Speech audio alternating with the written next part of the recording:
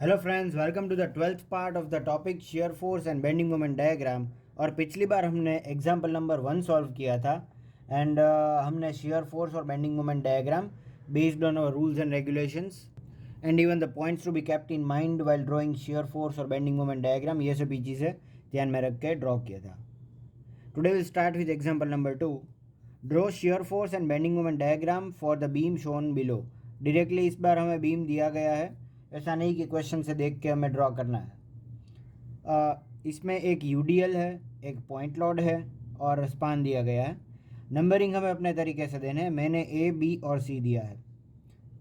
और अगर हम ए देते हैं तो सिंपल सपोर्ट है, इसलिए सिर्फ वर्टिकल रिएक्शन आएगा। Reaction at point A vertical R A V और reaction at point C vertical R C V. ये दोनों चीज़ें हमें फाइंड आउट करनी है at first. I will remove this unnecessary things first. तो ये सभी चीज़ें रिमूव करने के बाद हम कंटिन्यू करेंगे from our first step, beam reaction. Taking moment at point A is equal to zero. A पे हमें मतलब मोमेंट ज़ीरो एज्यूम तो नहीं की, पर ज़ीरो ही होती है क्योंकि सिंपली सपोर्टेड बीम के दोनों एंड में मोमेंट ज़ीरो ही रहती है। तो for finding R A V मैंने ए पे मोमेंट ज़ीरो कंसिडर की है and based on that clockwise moment is equal to anti clockwise moment, जैसे कि हमने फर्स्ट न्यूमेरिकल में इससे पहले वाला लेक्चर जो है उसमें किया था। क्लॉकवाइज मोमेंट ए से क्लॉकवाइज मोमेंट कितने फोर्सेस की लग रही है, एक तो ये point load 20 kilo newton. Okay, 20 into A से डिस्टेंस कितना है, रस्सी अगर हम ए से बांधेंगे तो 20 इंटू 3 डिस्टेंस हो गया परपेंडिकुलर, 20 इंटू 3 प्लस ये हमें नहीं लिया अभी तक यूडीएल जो है वो भी नीचे की तरफ लग रहा है और क्लॉकवाइज। तो पहले तो ये यूडीएल है तो इसका कैलकुलेशन कुछ अलग से रहेगा। फोर्स इंटू परपेंडिकुलर डिस्टेंस, तो फोर्स क्या है 30 किलो न्यूटन पर मीटर है, 1 मीटर में, पर ये कितने मीटर में लग रहा है 3 मीटर में। 30 इंटू 3 टोटल हो गया 90 किलो न्यूटन फोर्स लग रहा है नीचे की तरफ। तो 30 इंटू 3 फोर्स हो गया 30 इंटू 3 और इसका परपेंडिकुलर डिस्टेंस मतलब हमें इसके सेंटर में एक पॉइंट लोड एज्यूम करना है जिस जहाँ तक हमें डिस्टेंस लेंगे, मतलब ये इसका सेंटर 3 का सेंटर हो गया 1.5।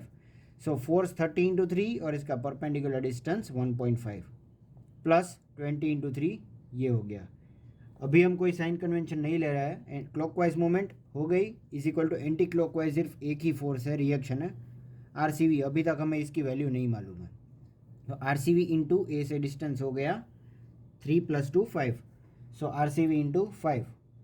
फिर making R C V subject, तो डायरेक्टली हमें इसकी वैल्यू मिल सकती है R C V is equal to 39 kilo Newton. ये सॉल्व करके तो R C V 39 kilo newton हमें मिल गया। तो आर ए वी कितना रहेगा, total load minus R C V, क्योंकि ऊपर से नीचे जाने वाले फोर्सेस जितने होते हैं उतना ही नीचे से ऊपर जाने वाले रिएक्शंस रहते हैं।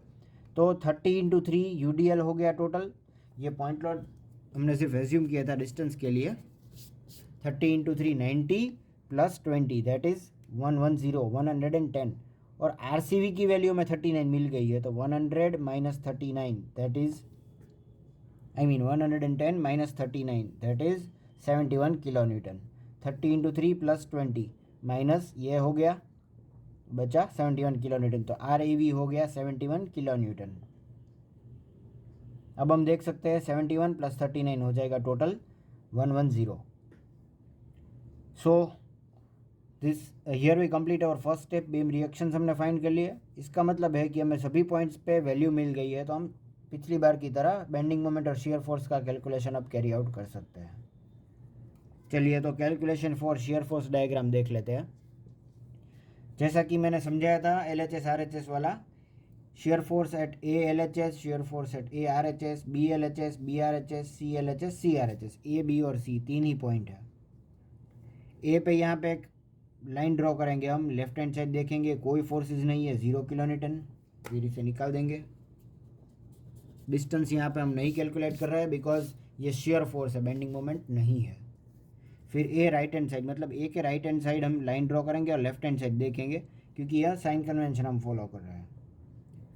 लेफ्ट हैंड साइड देखने पे सिर्फ एक ही फोर्स नज़र आ रहा है या फिर रिएक्शन नज़र आ रहा है ऊपर की तरफ, वो है 71 किलो न्यूटन, तो पॉजिटिव रहेगा according to sign convention. Left hand side देखने पे ऊपर जाने वाले फोर्सेस पॉजिटिव, नीचे आने वाले नेगेटिव। तो वही किया, पॉजिटिव 71 हो गया। फिर निकाल देंगे इसे। देन BLHS मतलब यहाँ पे एक लाइन ड्रॉ करेंगे। लेफ्ट हैंड साइड देखेंगे तो दो फोर्सेस है, एक पॉइंट लोड और एक UDL।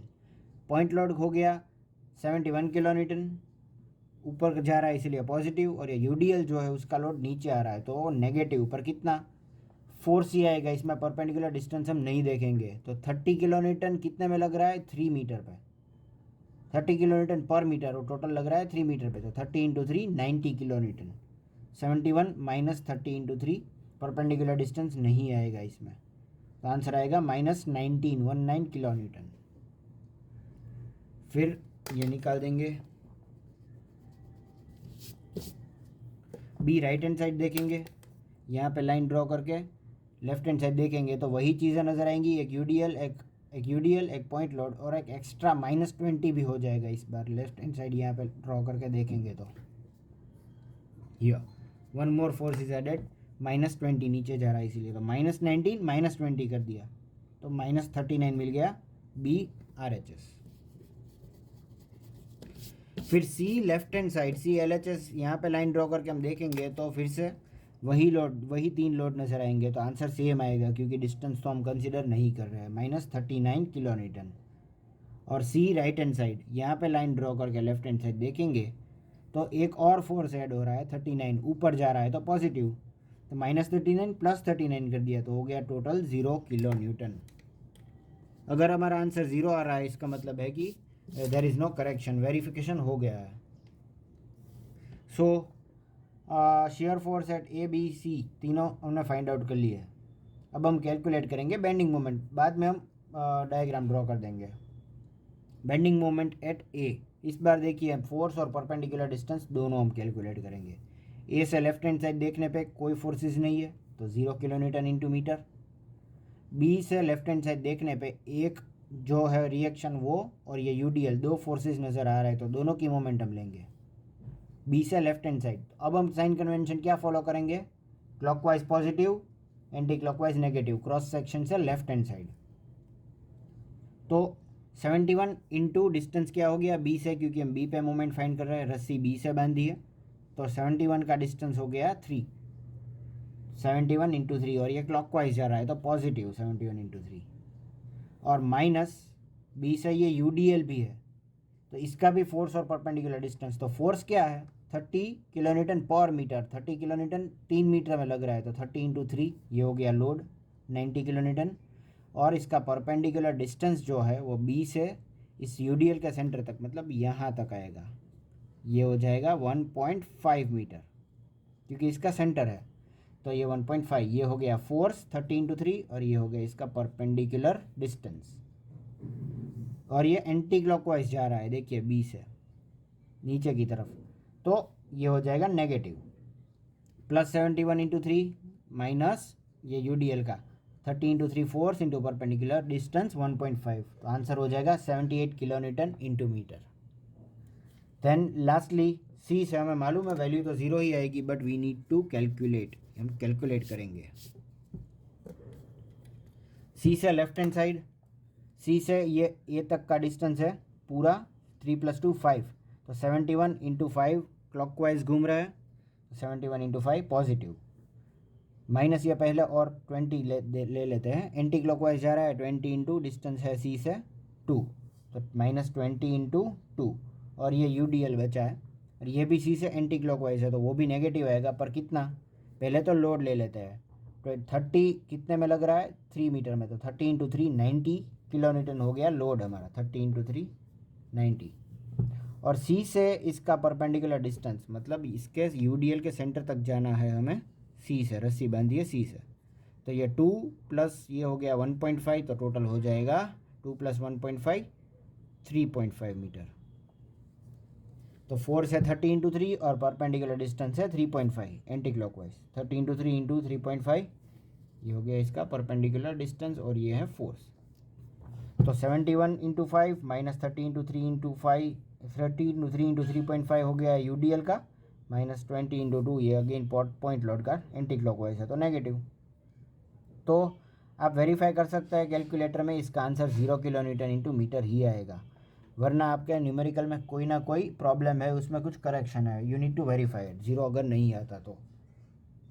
एक बार शियर फोर्स और बेंडिंग मोमेंट का कैलकुलेशन कैरी आउट करने के बाद हमें क्या करना है, इसका डायग्राम ड्रॉ करना है। तो जैसा कि हमने पहले देखा था, शियर फोर्स में ए पे एल एच एस 0, तो ये 0, ए आर एच एस 71, तो ये 71, राइज आ गया पॉइंट लोड है तो। फिर बी एल एच एस पे -19, तो बी लेफ्ट हैंड साइड पे -19, यहाँ पे एक पॉइंट मार्क किया, इंक्लाइन लाइन आ गई। फिर बी आर एच एस पे है -39, तो और नीचे गया 39, नीचे की तरफ नेगेटिव आएगा। फिर सी एल एच एस -39, तो हॉरिजॉन्टल लाइन यहाँ पे -39 ज्वाइन करके हॉरिजॉन्टल लाइन मिल जाएगी। और फिर 0, तो ऊपर गए 0 आ गया। तो जहाँ पे यूडीएल है वहाँ पे इंक्लाइन लाइन मिल गई, जहाँ पे पॉइंट लोड है वहाँ पे राइज या फिर फॉल आ गया। देखिए ये राइज पॉइंट लोड, ये फॉल आ गया, और अगेन यहाँ पे राइज आ गया। कोई लोड नहीं है तो हॉरिजॉन्टल लाइन। तो इस तरह से हमने शियर फोर्स डायग्राम ड्रॉ कर दिया। अभी हमें ये नहीं देखना है ये डी पॉइंट कहाँ से आया, वो मैं अभी दिखाऊंगा, but at first will draw this bending moment diagram. Shear force draw करने के बाद बेंडिंग मोमेंट एट ए 0, तो ये 0 हो गया बेस लाइन पे ए के नीचे। फिर बी 78, तो बी के नीचे 78 पे एक पॉइंट मार्क कर दिया। और डी सी के नीचे 0 है, तो 0। अब हम इसे ज्वाइन कैसे करेंगे, ये 0, 78 और 0। तो देखिए जैसा कि मैंने बताया था, यूडीएल के नीचे आएगा कर्व, पैराबोलिक कर्व, और जब कोई लोडिंग नहीं है तब आएगा यहाँ पे हॉरिजॉन्टल और बीएमडी में इंक्लाइन लाइन। तो ये स्ट्रेट इंक्लाइन लाइन और यहाँ पे कर्व आ गया। पर ये कर्व की वैल्यू हमें कहाँ तक करनी है, तो देखिए दिस इज़ वेरी इंपॉर्टेंट।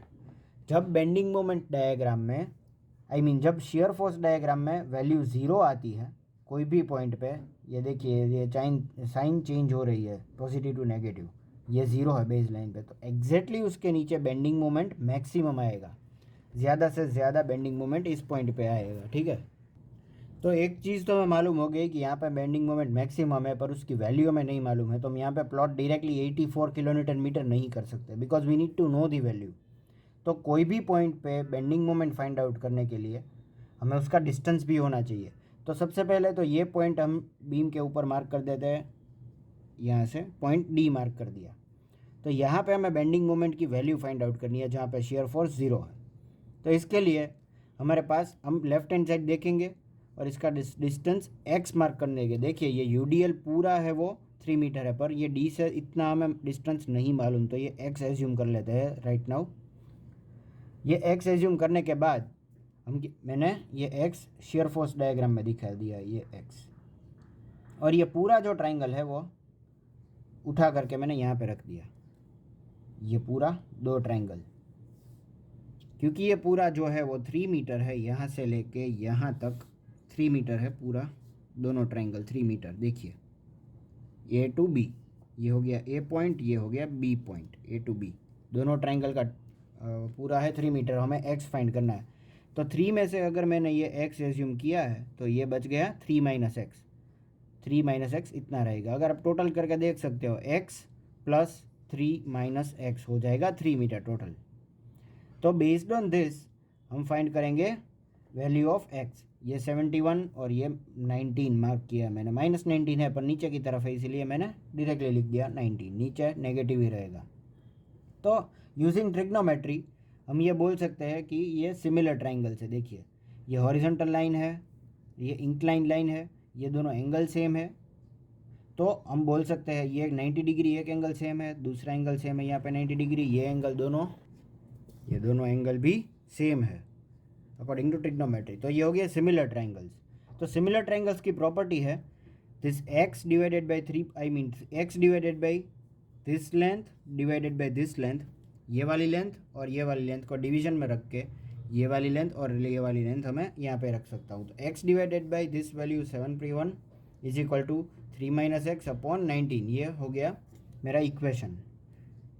फिर से दिखाता हूँ, x divided by 71 is equal to 3 minus x divided by 19, क्योंकि ये सिमिलर ट्राइंगल्स है।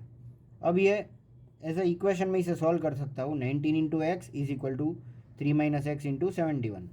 तो इस तरह से ये सॉल्व करने पे मुझे आंसर मिलेगा, एक्स की वैल्यू मिल जाएगी एक्स इज इक्वल टू 2.37. तो मैं यहाँ पे लिख देता हूँ एक्स इज इक्वल टू 2.37. अब डी से लेफ्ट हैंड साइड में देखूंगा तो मेरे पास सभी लोड भी है, सभी डिस्टेंसेस भी है. तो डी पॉइंट पे मैं बेंडिंग मोमेंट अब फाइंड कर सकता हूँ. तो देखिए, bending moment at D is equal to left hand side according to our sign convention. ये पहले पॉइंट लोड है तो 71 इंटू कितना हो जाएगा, डिस्टेंस है 2.37 है. 71 से डी तक का डिस्टेंस, ए से डी. तो 71 इंटू 2.37, ये क्लॉकवाइज है तो पॉजिटिव. फिर क्या दिख रहा है डी से लेफ्ट हैंड साइड, यूडीएल जो है. तो यूडीएल है वो कितने में लग रहा है, 30 किलो न्यूटन पर मीटर है. पर कितने मीटर में लग रहा है अभी लेफ्ट हैंड साइड, 30 इंटू 2.37. ये 3 नहीं आएगा, देखिए 30 इंटू 2.37, 30 इंटू 2.37 ये हो गया हमारा फोर्स. और इसका परपेंडिकुलर डिस्टेंस भी चाहिए होगा because we are calculating for bending moment. तो डी से लेफ्ट हैंड साइड हम इसके सेंटर तक जाएंगे, यहाँ से ट्रैवल स्टार्ट करेंगे इसके सेंटर तक. तो क्या आएगा, 2.37 डिवाइडेड बाई 2, ये हो जाएगा इसका परपेंडिकुलर डिस्टेंस. तो आंसर हो जाएगा 1.185. 2.37 डिवाइडेड बाई 2, 1.185. तो ये हो गया इसका परपेंडिकुलर डिस्टेंस. और ये एंटी क्लॉकवाइज है तो नेगेटिव आएगा, डी से एंटी क्लॉकवाइज घूम रहा है. फोर्स 30 इंटू 2.37 और परपेंडिकुलर डिस्टेंस 1.185. तो आंसर आ जाएगा 84 किलो न्यूटन मीटर. तो यहाँ पे अब मैं प्लॉट कर सकता हूँ 84 किलो न्यूटन इंटू मीटर, और ये कर्व ड्रॉ कर सकता हूँ जिसमें मैक्सिमम वैल्यू मैं यहाँ पे प्लॉट कर रहा हूँ. इस तरह से ये बेंडिंग मोमेंट डायग्राम ड्रॉ हो गया जो पूरा पॉजिटिव है. और शेयर फोर्स डायग्राम तो पहले ही ड्रॉ हो गया था, पर ये एक्स की वैल्यू हमने ये bending moment diagram bending moment की मैक्सिमम वैल्यू फाइंड करने के लिए की है. तो इस तरह से बेंडिंग मोमेंट डायग्राम में जब ज़ीरो वैल्यू आती है तो यह हो जाएगा पॉइंट ऑफ कॉन्ट्राफ्लेक्सर. इसका इंपॉर्टेंस तो हमने ऑलरेडी समझ लिया है. पर शियर फोर्स में जब ज़ीरो वैल्यू आती है तब हमें समझ जाना है कि उसके एग्जैक्टली नीचे बेंडिंग मोमेंट मैक्सिमम आएगी. और उसकी वैल्यू कैलकुलेट करने के लिए हमें ये पॉइंट, मतलब ये डिस्टेंस जानना ज़रूरी है. तो इसीलिए हमने ये कैलकुलेशन किया. This was the main difference between first and second numerical. So friends, this is all for today. Wait for the 13th lecture of shear force and bending moment diagram, जहाँ पे हम थर्ड न्यूमेरिकल स्टडी करेंगे. Thank you for watching.